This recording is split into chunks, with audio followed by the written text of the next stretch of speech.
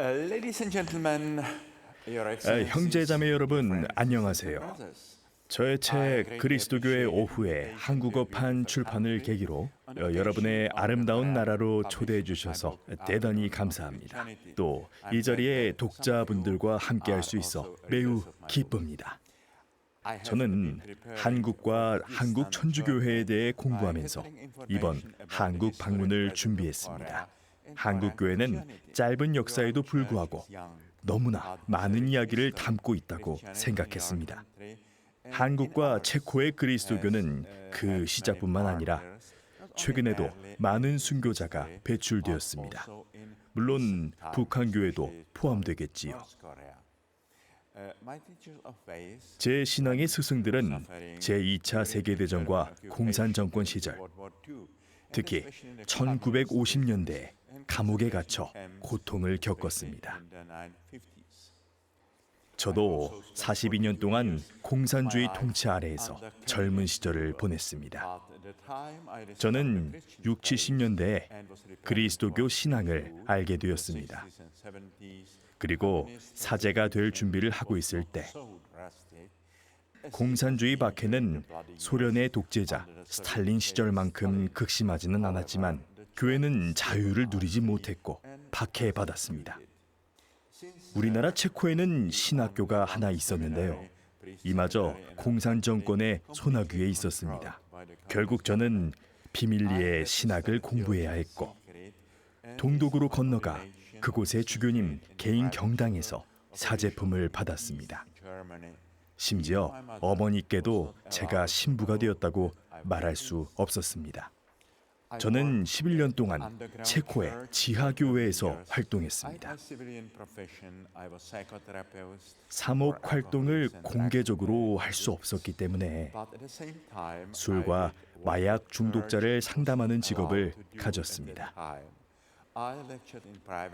또한 가정집에서 성경을 가르치고 신앙생활을 함께 했습니다. 머지않아 좋은 날이 올 때를 대비해 교회의 미래를 걱정하는 사람들과 뜻을 같이 했습니다. 그리고 우리는 독재 정권에 맞서는 저항단체들과 함께 앞날을 준비했습니다. 그래서 저는 종교의 자유가 없는 북한과 중국의 신앙인들에게 동질감을 느낍니다.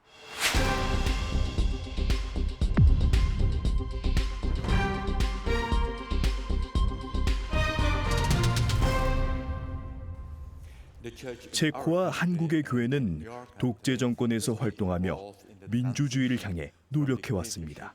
그리고 그 활동을 통해 사회적인 영향력을 넓혀왔다고 생각합니다. 그러나 이런 교회의 영향력이 소금과 누룩 같은 역할을 계속하려면 스스로를 고립시켜서는 안 됩니다. 교회는 스스로만을 돌봐서는 안 됩니다. 사회 문제에 적극적으로 참여하고 공동의 책임을 함께해야 합니다. 교회의 주요 과제는 복음화입니다. 그런데 복음화는 말로만 도덕적 가치를 강조하는 것이 아닙니다. 복음화의 본질은 토착화입니다. 진정한 토착화는 삶의 방식에 깊숙이 동화되는 것입니다. 복음 선포는 이 시대를 살고 있는 사람들의 상식과 문화에 지속적으로 접근해야 합니다.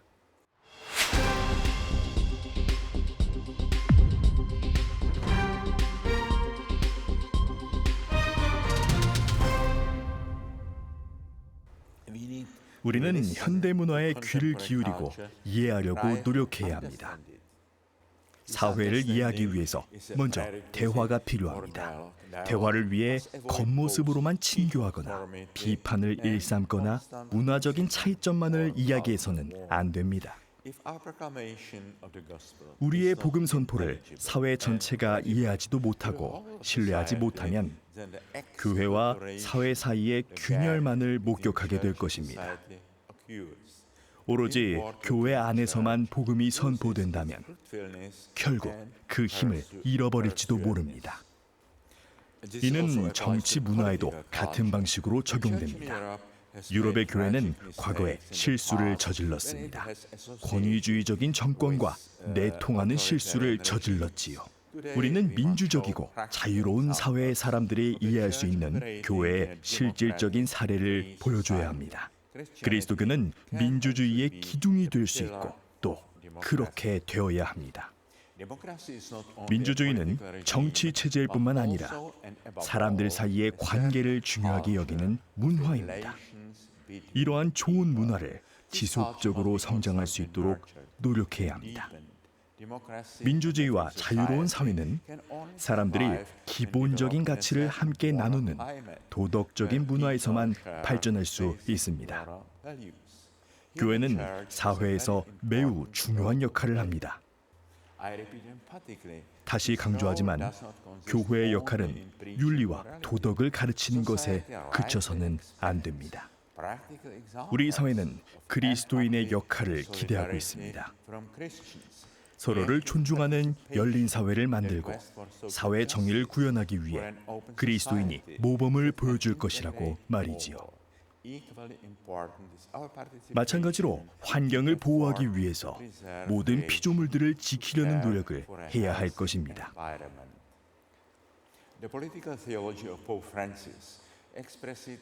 프란치스코 교황님의 회칙 찬미 받으소서와 모든 형제들에 드러난 교황님의 정치 신학은 우리 사회에 풍부한 영감과 원동력을 제공할 수 있습니다. 교황님은 회칙에서 정치적 사랑과 사회적 우정을 말씀하십니다. 우리는 이 메시지를 교회 밖에 있는 사람들에게 실질적인 사례와 함께 명확하고 설득력 있게 제시해야 합니다. 그리스도인만 이 사회의 위기를 인지하는 건 아니라고 확신하기 때문입니다.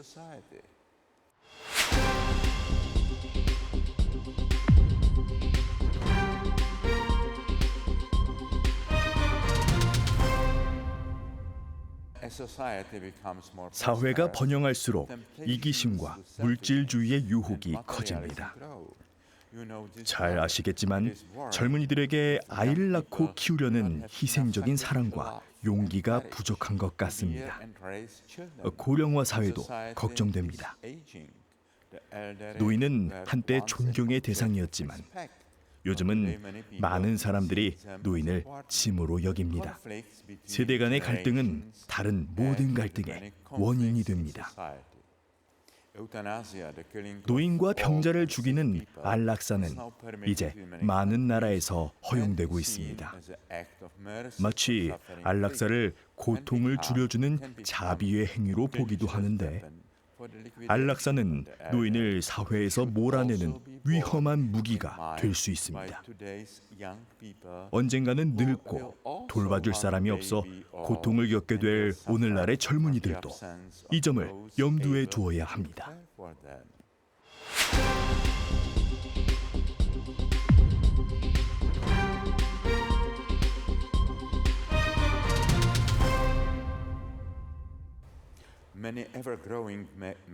끊임없이 성장하는 거대 도시들이 사막이 되고 있습니다. 특히 젊은이들은 군중 속의 외로움에 시달립니다. 저는 한국 젊은이들의 자살률이 매우 높은 것을 알고 있습니다. 자살은 외로움에 대한 절망의 표현으로도 볼 수 있습니다. 인터넷상의 가짜 친구는 실제 친구를 대신할 수 없습니다. 철학자 마르틴 하이데거는 과학기술은 모든 거리를 극복했지만 어떤 친밀함도 만들어내지 못했다고 썼습니다. 그리스도인의 과제는 친밀함의 문화를 만드는 것, 즉 소통, 존중, 그리고 협력의 과정으로 세계화를 만들어가는 것이라고 생각합니다. 저는 그리스도교가 이 위대한 역사적 과업을 성취할 수 있을 것이라고 굳게 믿습니다. 이를 위해서는 먼저 교회가 쇄신되어야 합니다. 저는 이 쇄신이 프란치스코 교황님이 시노달리타스를 제안하면서 시작됐다고 믿습니다. 함께 걷는 길의 교회, 즉 시노드적인 교회만이 세상을 치유할 수 있습니다.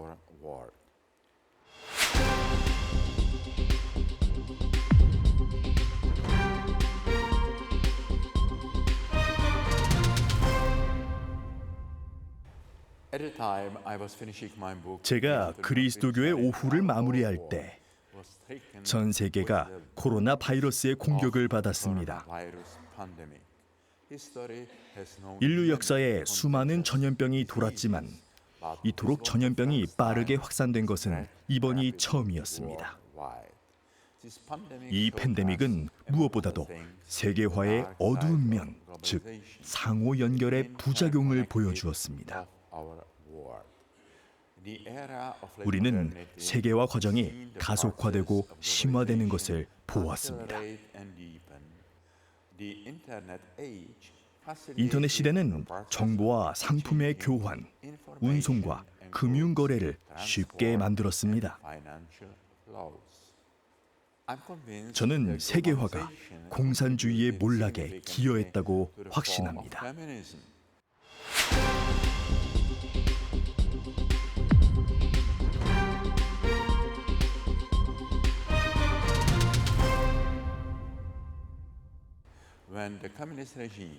공산주의 정권은 국가 주도로 경제를 지배하고 지식인들을 검열했습니다. 상품과 정보의 경쟁이 치열한 글로벌 마켓 속에서 빠르게 길을 잃었습니다.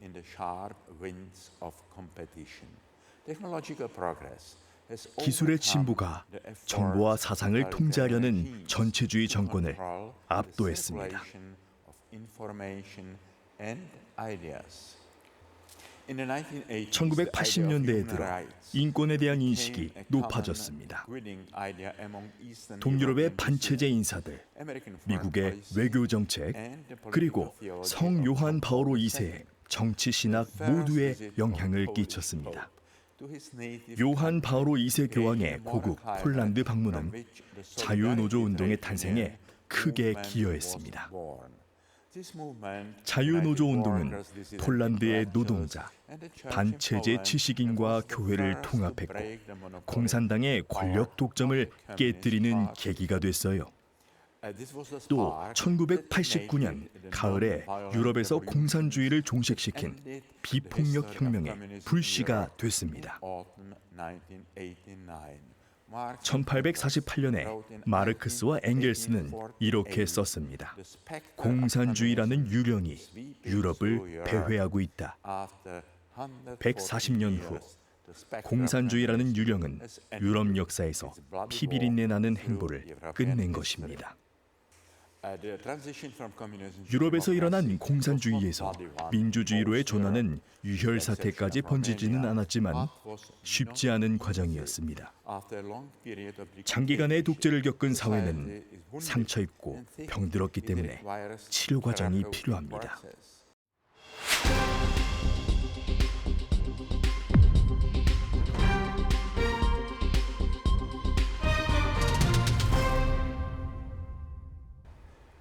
쿠바에서 북한에 이르기까지 공산주의 국가의 몰락에 대비해 교회가 치유를 준비해야 합니다.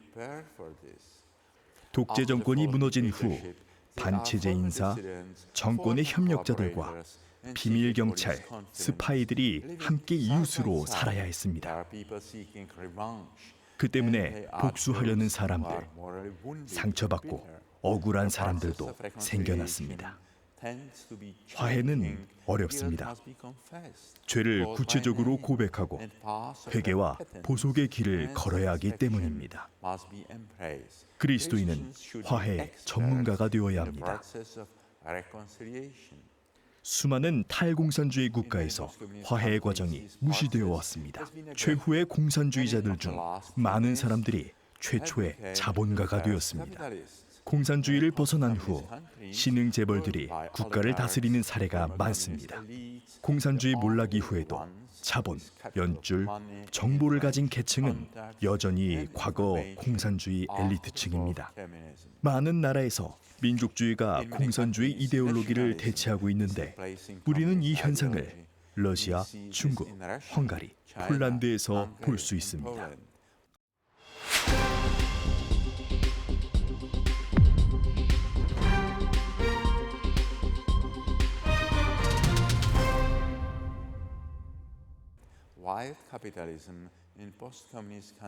탈공산주의 국가의 야생적 자본주의는 많은 사회 문제를 만들고 있습니다.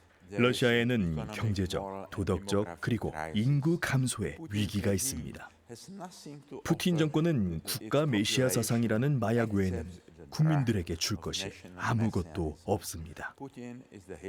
푸틴은 우리 시대의 히틀러입니다. 만일 서방이 러시아의 집단 학살에 맞서도록 우크라이나를 돕지 않는다면 곧 심각한 위험에 처할 것입니다. 우크라이나 침공의 주된 이유는 러시아 정권의 두려움 때문입니다. 구소련 공화국에서 일어난 민주혁명이 러시아의 시민사회를 일깨우고 민주주의를 열망하게 만들지 않을까 두려워서입니다. 하지만 현재 러시아 민중은 대다수가 선전에 조종당하고 억압에 겁을 먹고 있습니다. 게다가 반대파는 매우 약하고 거의 해체된 상황입니다.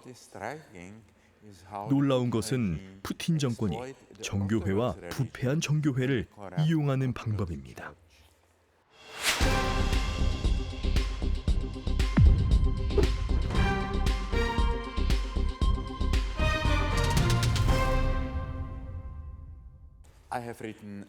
저는 텅 빈 교회의 시간이라는 팬데믹 동안의 경험에 대한 책을 썼습니다.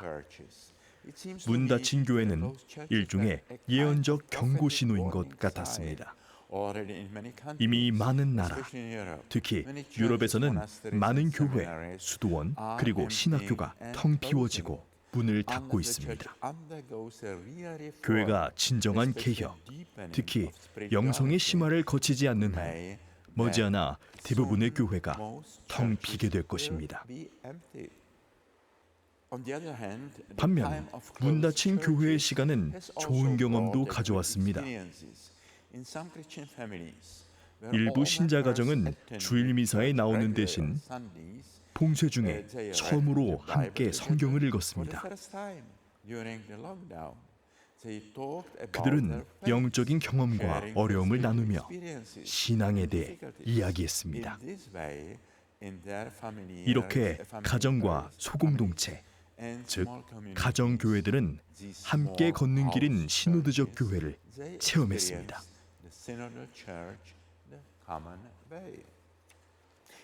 보통 재난이 닥치면 그렇듯 팬데믹 시기에 전염병을 하느님의 벌로 해석하려는 위험한 설교자들, 거짓 예언자들이 나왔습니다. 거짓 예언자들은 전염병을 신의 벌, 즉 자신들을 받아들이지 않은 세상에 신이 벌을 준 것이라고 말했습니다. 신이 원수들을 향해 벌을 준 것이라고 주장했던 것이죠.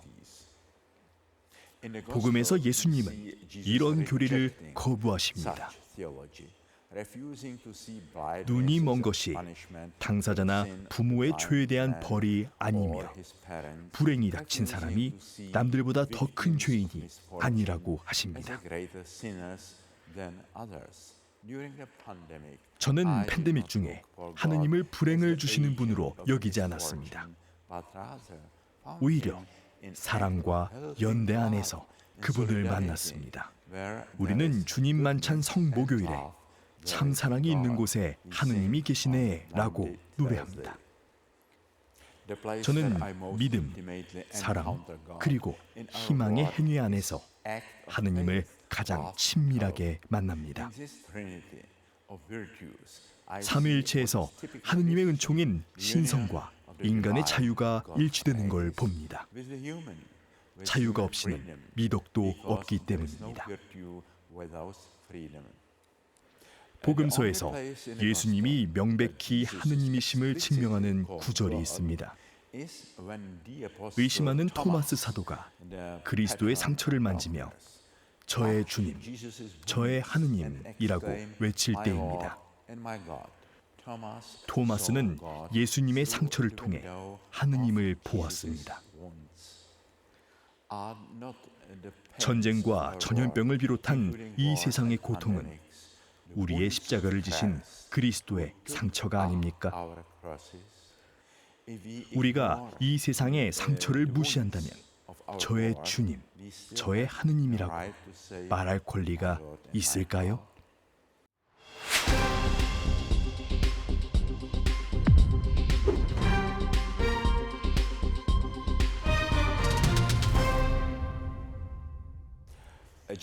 예수님께서는 제자들에게 시대의 징표를 읽으라고 가르치십니다.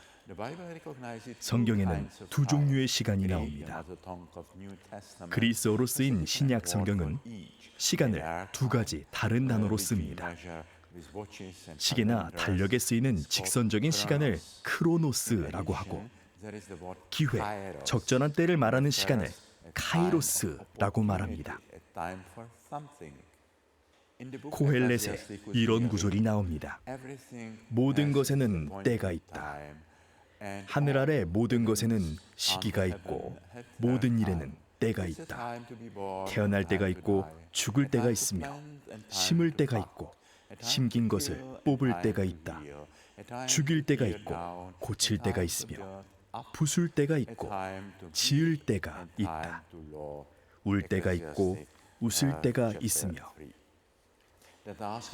성경 속 예언자들의 임무는 미래를 예측하는 것이 아니라 하느님의 말씀으로 사건을 해석하는 결정적 시간론이었습니다.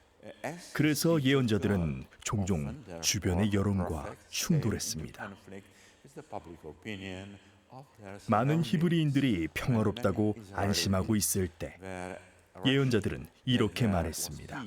이것은 진정한 평화가 아닙니다. 바빌론 유배 중에 이스라엘 백성들이 낙심하고 있을 때 예언자들이 그들에게 희망과 위로와 격려를 전했습니다. 저는 책에서 우리 시대를 영적으로 진단하려고 노력했습니다.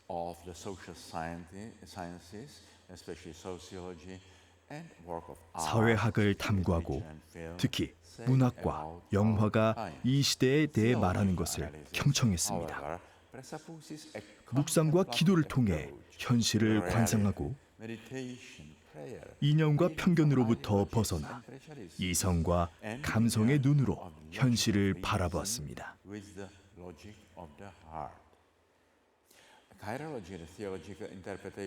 우리는 결정적 시간론을 통해 시대의 징표와 시대의 정신을 구별해야 합니다. 시대의 정신에는 여론, 유행하는 생각, 그리고 이념이 포함됩니다. 그것은 바로 이 세상의 언어를 뜻합니다. 시대의 징표는 세상의 사건을 통해 하느님께서 하시는 말씀입니다. 우리는 오로지 양심의 성소 안에서만 하느님의 목소리와 세상의 소음을 구별할 수 있습니다. 일상적인 문제가 있다면 그저 합리적으로 해결하면 됩니다. 걱정거리가 합리적으로 해결됐다면 더 이상 걱정할 필요는 없습니다.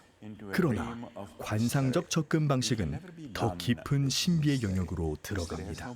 신비의 세계에는 바닥이 존재하지 않기 때문에 끝을 바라볼 수 없습니다. 그리고 신비의 세계는 우리를 새로운 곳으로 안내합니다. 성경은 이렇게 얘기합니다. 성모님은 모든 것을 마음에 간직하고 다시 돌아보셨다고요. 태아가 어머니의 마음 안에서 자라듯 마음속에 신비가 자랄 수 있도록 해야 합니다.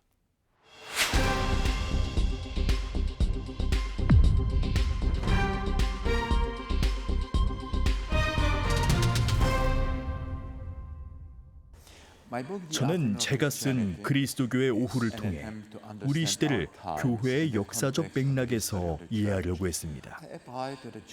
그리고 심층 심리학의 창시자 칼 구스타프 융이 삶의 변화를 설명하기 위해 사용했던 은유를 교회사에 적용했습니다.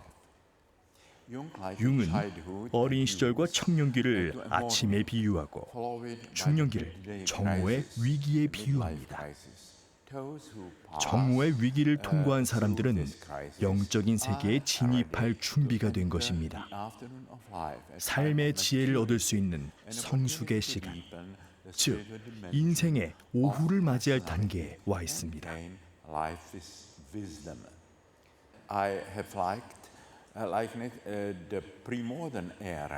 저는 그리스도교 역사에 있어서 제도와 교리를 만들고 있던 시대를 아침에 비유했습니다. 그리고 교회 안에서 근대화와 세속화가 대립하고 전통적으로 믿어온 종교적 확실성이 혼란을 겪는 시대가 바로 정오의 위기입니다. 최근 교회 내에서 성적, 심리적, 그리고 영적 학대 사례가 폭로되었습니다. 교회를 향한 신뢰가 흔들리고 있다는 사실이 위기를 증명하고 있습니다.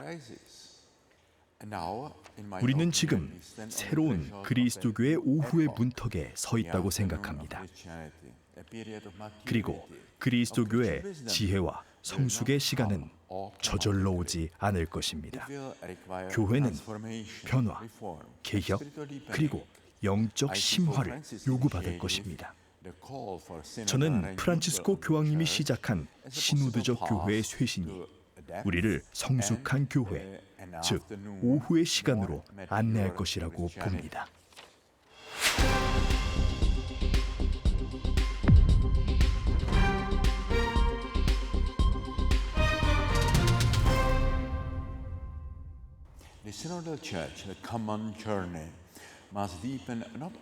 시노드적 교회는 교회 내 소통뿐만 아니라 더 깊고 넓은 교회 일치 운동에 힘써야 합니다. 교회 일치는 그리스도적으로 사랑을 표현하는 방법입니다. 서로 다른 종파의 그리스도인이 함께 걷고 타종교의 신자들 또는 영적 구도자들과 교류하며 종교와 사회 그리고 문화의 경계를 함께 넘어서야 합니다. 그런 후에 우리는 갈릴레아로 가서 부활하신 예수님을 만나야 합니다. 과거가 아니라 현재에서 예수님을 찾아야 합니다. 지금 우리도 예수님을 만날 수 있는 갈릴레아를 찾아야 합니다. 오늘날 우리는 부활하신 그리스도를 찾는 모험 속에서 그리스도교가 살아있음을 알 수 있습니다. 부활하신 예수님의 모습은 알아볼 수 없을 정도로 변화하셨습니다. 예수님의 가장 가까운 제자들조차 알아볼 수 없었을 정도로 변화하셨습니다. 저는 오늘날의 갈릴레아는 교회의 경계를 벗어날 때 비로소 볼 수 있다고 생각합니다. 통계에 따르면 한국 인구의 상당수가 종교가 없다고 합니다. 제고국 체코의 무신론자 비율은 한국보다 더 높습니다. 어쩌다 이렇게 됐습니까? 저는 모든 무신론자들이 영적으로 눈멀고 귀가 들리지 않는다고 믿지 않습니다.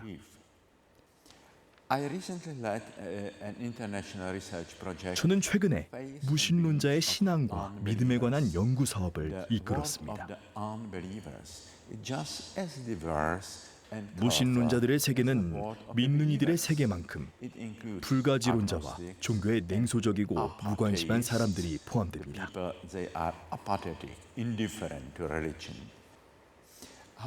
그러나 교회 밖에서도 열정적인 영적 구도자를 많이 발견할 수 있습니다.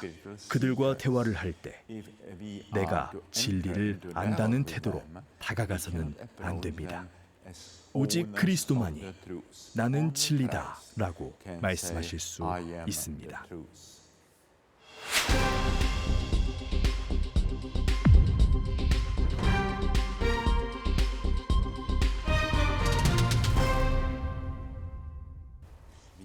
우리는 그리스도가 아닙니다.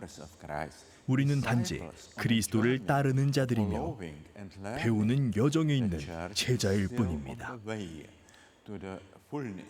교회는 지금도 진리의 충만함과 구원을 향해 나아가고 있습니다.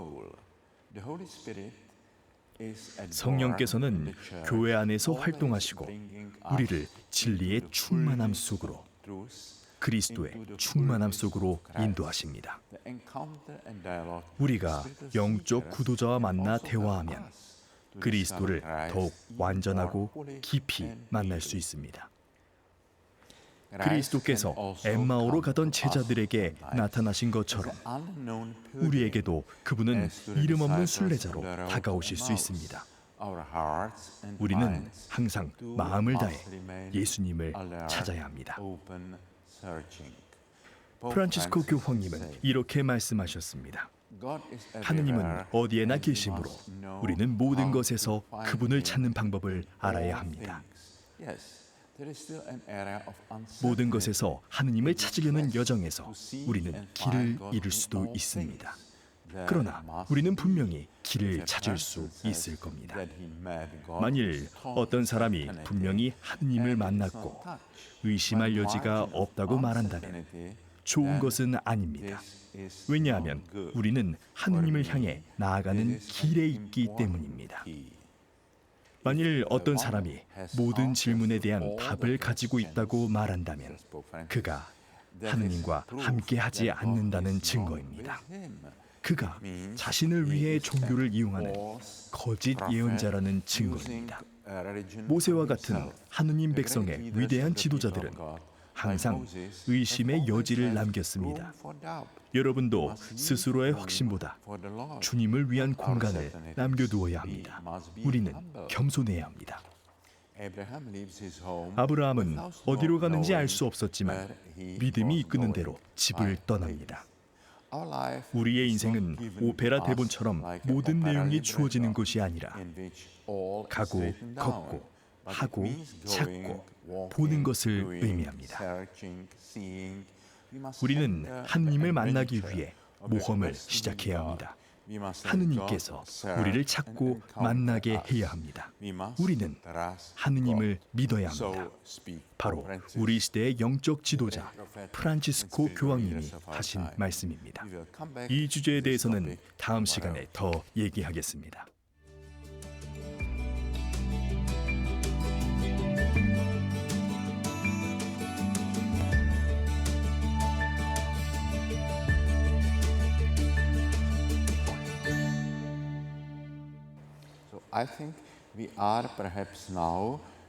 저는 우리가 지금 갈림길에 서 있고 그리스도교의 오후에 접어들면서 성숙의 시간이 올 것이라고 생각합니다.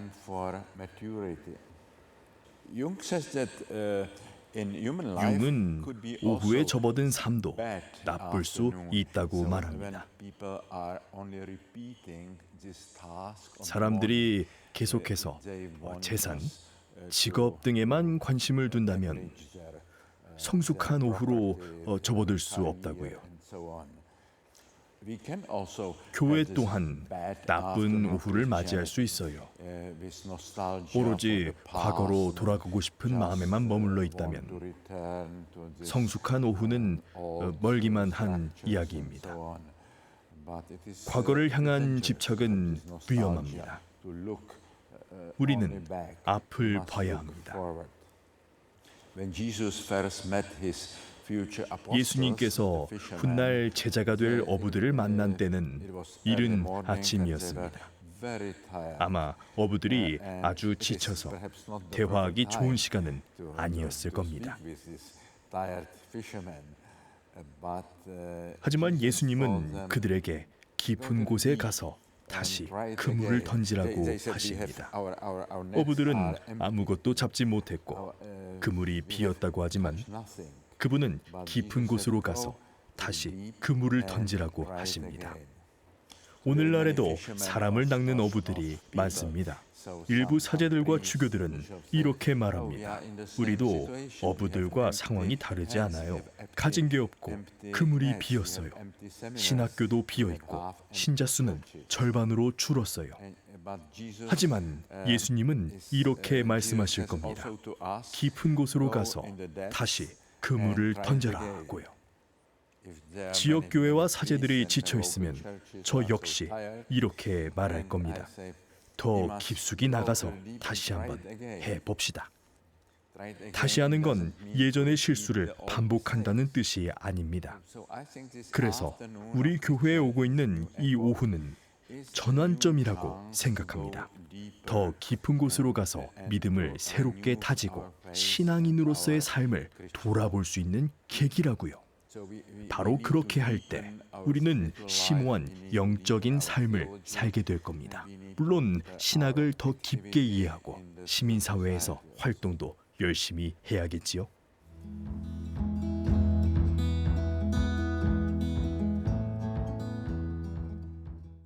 This is my 제 개인적인 이야기인데요. in the time of communism, 공산 치하에서 비밀리에 서품받은 사제들은 교회에서 특별한 지침을 받았습니다. 가족에게조차 자신이 사제라는 사실을 숨겨야 했어요. 왜냐하면 사제의 가족 중에는 신자가 아닌 사람도 있기 때문에 잘못하면 사제단 전체가 비밀 경찰에게 발각될 위험이 있었기 때문입니다. 제 부모님은 도덕적인 분들이었지만 교회와는 어떤 관계도 없으셨습니다. 체코의 전형적인 인텔리로 그리스도교를 인정하는 정도였어요. 부모님은 윤리적 가치를 따랐지만 교회와는 거리를 뒀습니다. 당시 교회는 사회에서 완전히 배제되어 있었습니다. 미사를 봉헌할 수는 있었지만 그 이상은 못했습니다. 특히 젊은이들과는 만날 수 없었습니다. 공산당이 허용한 교회에는 비밀 경찰에 스파이도 있었습니다. 그래서 저는 공식 교회의 사제들을 대할 때 아주 신중히 했습니다. 하지만 심리치료사로 일하면서 기회가 생겼습니다. 제가 사제라는 걸 밝히지 않고도 사람들이 그리스도를 만날 수 있게 할 기회를 찾았어요.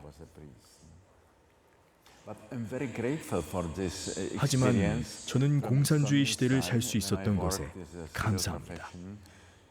심리치료사로 일을 했던 경험을 통해 사람들의 생활 방식, 사고 방식을 알게 되었기 때문입니다. 저는 공산 정권이 무너진 후에야 신부로 활동을 시작했고 대학에 있는 본당을 맡았습니다. 그렇게 33년간 3,000명이 넘는 성인에게 세례를 줄 수 있었습니다.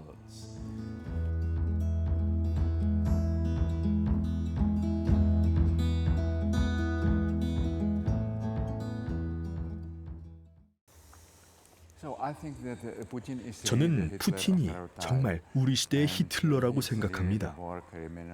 그는 전범이고 우크라이나에서 벌어지는 일은 집단 학살이라고 부를 수밖에 없습니다. 군인뿐만 아니라 민간인도 죽이고 있기 때문입니다. 학교를 공습해서 아이들이 죽는 일이 벌어지고 있습니다. 정말 끔찍한 범죄입니다.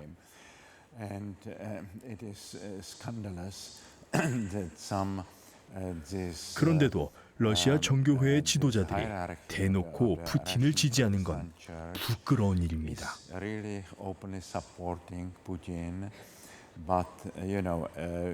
키릴 총대주교는 한때 러시아의 비밀 경찰이었습니다. 정말 그랬어요. 문서가 하나 공개됐는데 그가 소련의 KGB 비밀경찰 시절 푸틴의 동료였던 것이죠. 그러니 푸틴이 종교를 악용하고 있는 것입니다.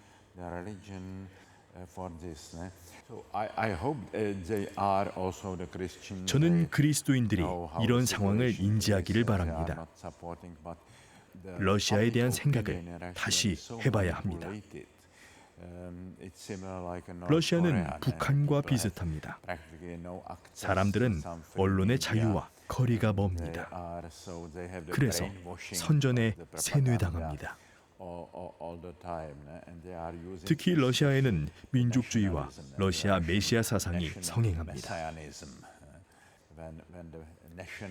러시아에는 민족주의가 종교와 강하게 연결되어 있어요. 위험한 러시아 메시아 사상이 수백 년간 이어져 왔어요. 러시아가 이 세상을 구원할 특별한 임무를 받았다는 겁니다.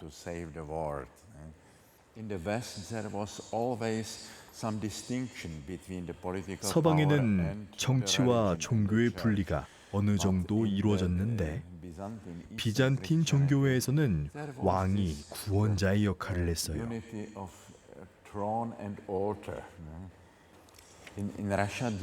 러시아의 차르 시대엔 군주가 교회의 역할을 했으니까요.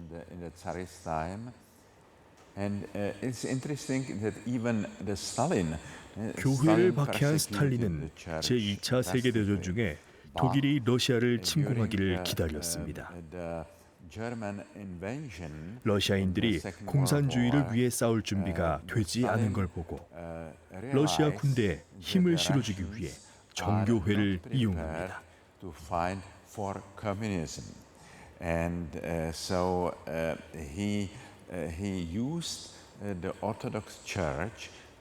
스탈린은 이 전쟁이 공산주의가 아니라 조국을 위한 것이라고 주장했어요.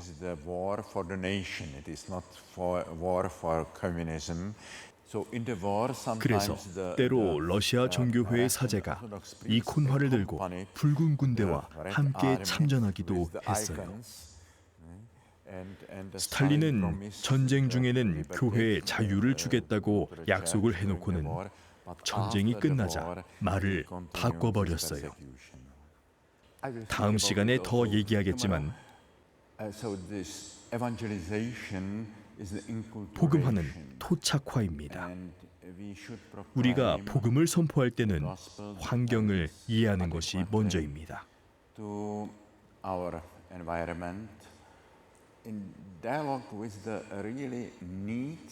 지역의 사람들에게 정말 필요한 게 무엇인지 알아야 해요. 어떤 신부님은 강론에서 신자들은 아무것도 묻지 않는 질문을 던지는데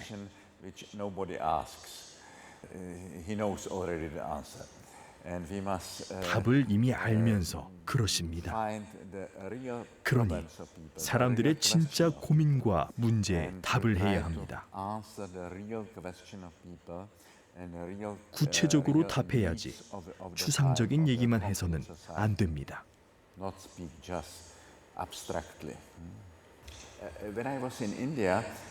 인도를 방문했을 때 예수의 선교사제 한 분을 만났습니다. 그분은 인도에서 세 단계를 거쳤다고 하셨습니다. 첫 번째는 유아기적 단계였어요.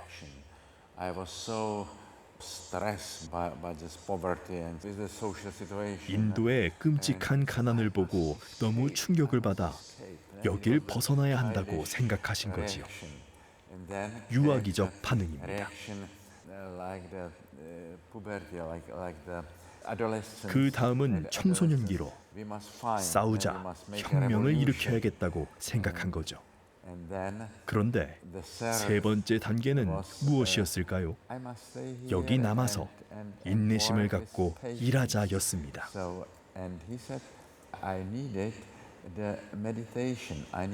그래서 그분은 명상을 시작했습니다. 자신의 내면 깊숙이 들어갈 수 있도록 말입니다. 명상을 통해 유아기와 청소년기를 거쳐 성숙기에 이를 수 있었습니다.